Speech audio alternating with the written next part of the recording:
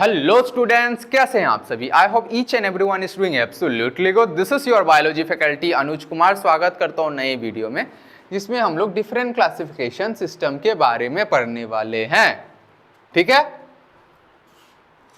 Different system of classification क्या क्या आया उसके बारे में पढ़ेंगे। हमने इंट्रोडक्शन जो रखा था इस चैप्टर का, उसमें हमने पढ़ लिया कि कैसे पहले के टाइम में नॉन साइंटिफिक क्लासिफिकेशन आया, जो कि simply on the basis of users था, राइट। उसके बाद हमने क्या देखा कि फर्स्ट टाइम साइंटिफिक क्लासिफिकेशन किसने किया था, एरिस्टोटल ने किया था। एरिस्टोटल ने on the basis of locomotion कर दिया कि अगर लोकोमोशन प्रेजेंट है तो वो एनिमल हो गया, लोकोमोशन एब्सेंट है तो वो प्लांट हो गया। क्लियर, इतना तक क्लियर, ठीक है।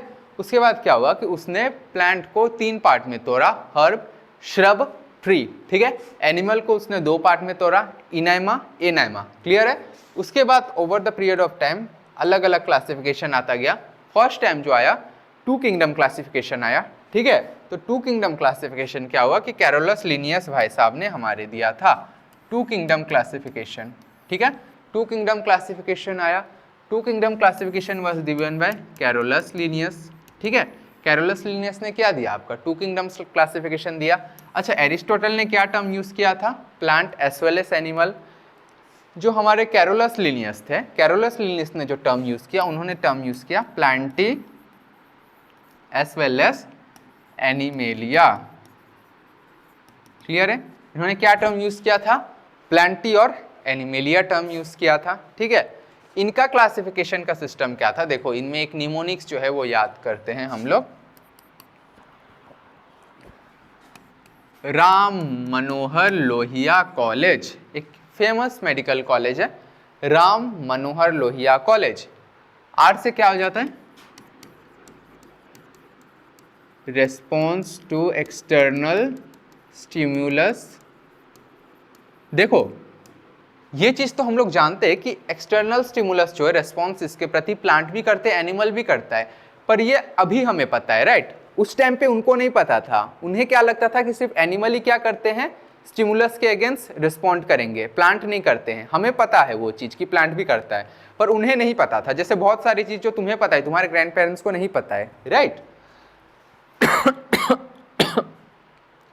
तो आर से क्या हो गया, response to external stimulus. M से हो गया तुम्हारा mode of nutrition, mode of nutrition, clear है। एल से हो गया तुम्हारा लोकोमोशन, ठीक है। सी से 2 चीज होता है, cell wall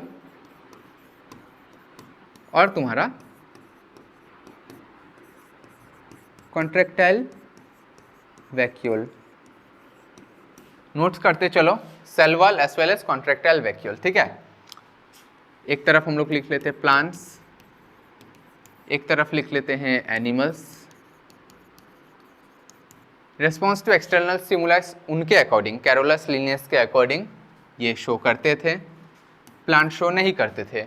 mode of nutrition इनके केस में क्या हो जाएगा, एनिमल्स के केस में हेट्रोट्रॉफिक हो जाएगा, इनके केस में क्या हो जाएगा मोड ऑफ न्यूट्रिशन, ऑटोट्रॉफिक हो जाएगा। लोकोमोशन एनिमल्स करते थे, प्लांट नहीं करते थे।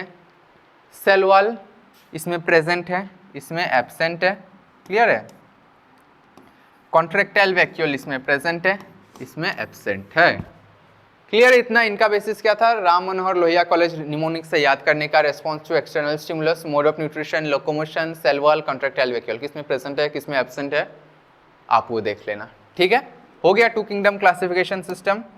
2 किंगडम क्लासिफिकेशन सिस्टम में क्या आ गया तुम्हारा, Plantae as well as Animalia आ गया। उसके बाद आया तुम्हारा 3 किंगडम क्लासिफिकेशन सिस्टम, ठीक है।